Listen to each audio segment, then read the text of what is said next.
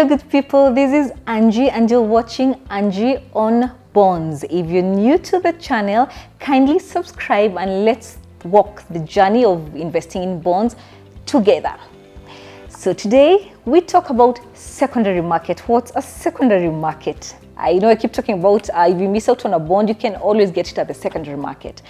So let me give an example of farm produce. It's the mango season. I wish it was the avocado season. It's the mango season. If you want to buy directly from the farmers, you go to the farm to pick the mangoes. That is like a primary market. If you miss out on that, or if you don't want that hassle of having to go to the farmers, what do? You go to a market. For example, the Githurai market. Githurai was just chilling. So it's the same case with bonds. You can go to the primary auction directly to the CBK whenever there's an auction, and it's usually a small window. But if you miss out on a bond in the primary auction, you can always get it at the secondary market. What happens? The players who buy these bonds, they trade them in the secondary market. And these are big players. These are the banks, insurance firms, fund managers, big financial institutions. Once they get these bonds, now they trade them in the secondary market.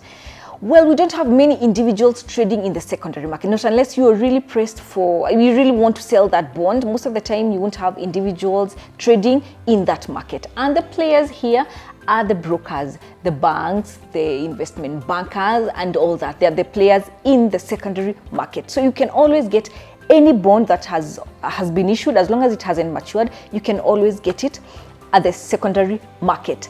Some of the investment banks and brokers we have FIDA Investment Bank, we have Standard Investment Bank, we have Sterling Bank, we have Diane Blair, we have quite a list of them. And your own commercial bank has a department that deals with bonds. So if you want a bond from the secondary market, you can always go to your bank or to the investment banks. So what happens is that when you go as an individual, when you're going to buy a bond, someone must have bought it from the primary market and now he's selling it to you. So you'll probably buy it at a premium. It will be more costly because he needs to make a small profit before he can sell it to you. So the disadvantage of getting a bond from the primary market is it will be costly than when you're getting it from the primary market. The advantage is you can get whichever bond that you want. Remember, in as much as you're buying it more expensively, the coupon remains the same. The coupon does not change. It's only the price that you're buying at. Like if you're buying 100,000 from the secondary market, you might buy it at 102,000. Whereas in the primary auction, you'll just buy it at 100,000. You'll pay a small premium for it. Please note that when settling for a secondary bond, especially if you're buying through an investment banker or a broker, the payment process is different. The RTGS that you do when you're paying for a bond in the primary auction, the RTGS is different. So get your guidance from your banker and let them help you handle the whole process of settlement. The players have calculators that they use to determine the price that you're gonna pay. The prices fluctuate in the market. It's a very vibrant market and lots of billions trade in that market. So the rates keep changing. Please note, not the coupon. It's another rate we call the rate that's used for the financial players. It keeps fluctuating depending on so many economic factors.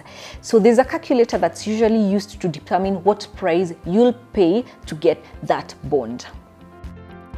So the main advantage of getting a bond from the secondary market is that you can get any bond that you want. They're all there, they're all available in the secondary market, as long as there's someone who's willing to sell that particular amount that you want to buy at that particular point in time and the rate.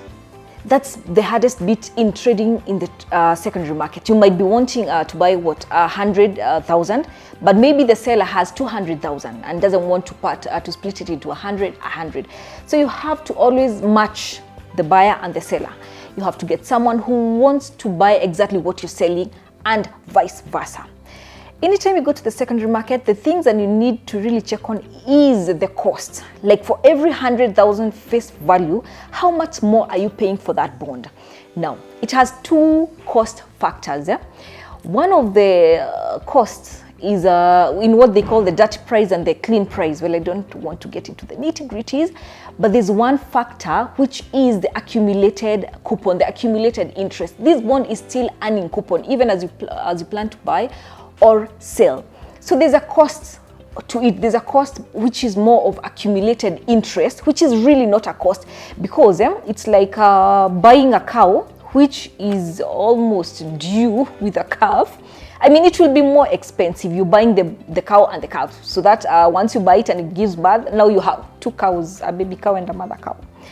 It's the same thing. When you buy a bond that is almost paying coupon, it will be much costly. But this cost, the cost aspect of it, is because of the interest, which is not really a cost. The other cost aspect is a premium. How much is that person willing how much does he want to charge you for that bond, for you to get that bond from the secondary market? So that is the cost that you need to be keen on. So when you go to your banker or your investment banker, just find out what is the real cost, not the costs based on the accumulated interest, but the real cost that you're having to pay per every 100. That guides you on if a bond is worth buying or not. But remember, the coupon remains the same, but you can always get whichever bond you want, as long as you get anyone who's willing to sell that bond to you. So that's how the secondary market works. It's quite vibrant, but with the big players. For the individual, for anyone below the retail buyers, anyone below 20 million, you can always get, but not very common in the secondary market. I mean, the main players are the big players, the big financial players, but you can always, even as an individual, just go to your banker or to your investment banker and tell them to guide you on what is available on and look for the highest paying coupon one and the duration. I mean, there are many factors you consider when you're purchasing a bond, and the banker can always guide you through that. Remember, if your money is not making you money, then your money is losing you money. So let's invest wisely. And for more questions or clarification, there's an email below here. You can get in touch if you want a one-on-one as an individual or as a chama or as a company, and I can guide you through the bonds investment process. Thank you for watching.